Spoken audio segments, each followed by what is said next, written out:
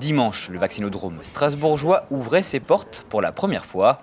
Une ouverture non programmée due à la livraison de 3000 doses supplémentaires du vaccin Pfizer. En quelques jours, les sapeurs-pompiers du Bas-Rhin se sont donc organisés pour transformer l'hôtel du département en centre de vaccination. Alors que les premiers patients sont accueillis, dans les coulisses, les équipes du service territorial d'incendie et de secours préparent les injections. De chaque flacon, il est possible de tirer 6 à 7 doses. Un suivi précis est mis en place.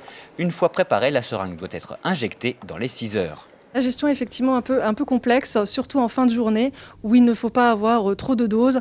Et effectivement, le pharmacien est là pour vérifier le nombre de flacons en circuit et le nombre de personnes encore à injecter jusqu'à la fin de la journée. Les injections sont réalisées par des pompiers volontaires spécialement formés pour l'occasion. À terme, le centre devrait pouvoir réaliser plus de 2000 vaccinations tous les jours, raison de la mobilisation des soldats du feu. En effet, le service d'incendie et de secours constitue un important réservoir de main-d'œuvre, mobilisable rapidement. Le service départemental du Bas-Rhin, c'est 5000 sapeurs-pompiers professionnels et volontaires. C'est un réservoir qui nous permettra d'alimenter le centre. Pour l'instant, sur les 5000 personnes, 800 sont portés volontaires pour l'armement du centre. Anne vient de recevoir sa première injection. Elle patiente un quart d'heure, le temps de s'assurer qu'elle ne fera pas de réaction allergique. Pour cette infirmière, se faire vacciner, c'est avant tout un geste citoyen. Il faut le faire, c'est pas un soulagement ou pas, c'est voilà. Pour retrouver une vie sociale plus libre, a priori c'est par là qu'il faut passer. Donc en tant que citoyenne, voilà, je m'engage. Le vaccinodrome fermera ses portes mardi soir, une fois l'ensemble des doses utilisées.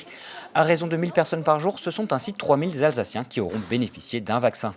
Pour le STIS 67, cette ouverture précoce et temporaire, c'est aussi l'occasion de tester leur dispositif. Sauf quelques petits ajustements, mais vraiment très marginaux, c'est quelque chose qui fonctionne plutôt bien. Et de ce que j'entends dire, les gens sont plutôt satisfaits de la manière dont les choses s'organisent.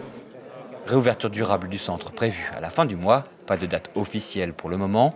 Si les équipes ont démontré qu'elles étaient prêtes, c'est en définitive le nombre de doses disponibles qui décidera. S'il y a une augmentation des doses et qu'elle peut être absorbée par les centres de vaccination en territoire, c'est d'abord les centres de vaccination en territoire qui m'apparaissent prioritaires parce qu'ils sont en proximité de l'ensemble de nos concitoyens.